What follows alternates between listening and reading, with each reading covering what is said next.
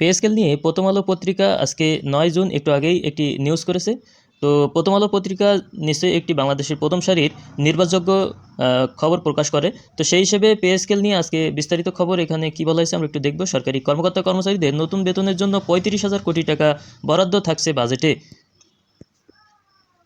সরকারি চাকরিজীবীদের জন্য নতুন বেতন কমিশনের সুপারিশ বাস্তবায়নে আগামী 2026-27 অর্থবছরের বাজেটে 35,000 কোটি টাকা বরাদ্দ থাকছে। আগামী 1 জুলাই থেকে সরকারি চাকরিজীবীরা সুপারিশ করা মূল বেতনের 50% পাবেন, বাকি 50% পাবেন পরের অর্থবছরে। তারপরের অর্থবছরে পাবেন তারা ভাতা, অর্থাৎ 2028-29 অর্থবছর থেকে বেতন ভাতা সবই পাবেন সরকারি কর্মচারীরা। অর্থ মন্ত্রণালয়ের অর্থ বিভাগ সূত্রে এ তথ্য জানা গেছে। আগামী 11 জুন জাতীয় সংসদের নতুন অর্থবছরের জন্য 9,38,000 কোটি টাকার বাজেট পেশ করবেন অর্থ ও পরিকল্পনা মন্ত্রী আমির খসরু মাহমুদ চৌধুরী। বাজেট বক্তব্যে অর্থমন্ত্রী সরকারি চাকরিজীবীদের নিয়ে কথা বলবেন। কেন আংশিক বাস্তবায়ন সুপারিশ করা হচ্ছে সে ব্যাখ্যাও তিনি দিতে পারেন।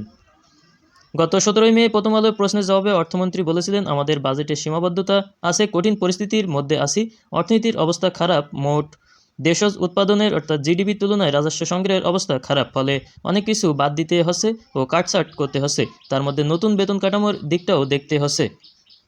চলতি 2025-26 অর্থবছরের বাজেটে সরকারি চাকরিজীবীদের বেতন ভাতায় বরাদ্দ আছে মোট 84,114 কোটি টাকা।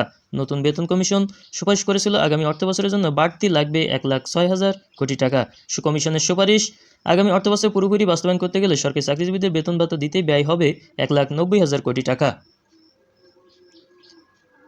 তো এই ছিল সরকারি চাকরিজীবীদের পে স্কেল নিয়ে প্রথম আলো পত্রিকায় আজকে বাজেটের 2 দিন আগেই একটি ইতিবাচক খবর। তো পে স্কেল নিয়ে চূড়ান্ত খবর এবং চূড়ান্ত আপডেট বা একবারেই ক্লিয়ার হওয়া যাবে আগামী 11 জুন বাজেট ঘোষণার দিনেই, অর্থাৎ ওই দিন মন্ত্রী তিনি নিজেই সংসদে বাজেটের যে ঘোষণা সেই ঘোষণায় পে স্কেল সম্পর্কে বিস্তারিত বলবেন। তো সব আপডেট পেতে অবশ্যই চ্যানেলটি সাবস্ক্রাইব করে লাইক দিয়ে কমেন্ট করে অবশ্যই আপনাদের মতামত জানাবেন। ধন্যবাদ সকলকে।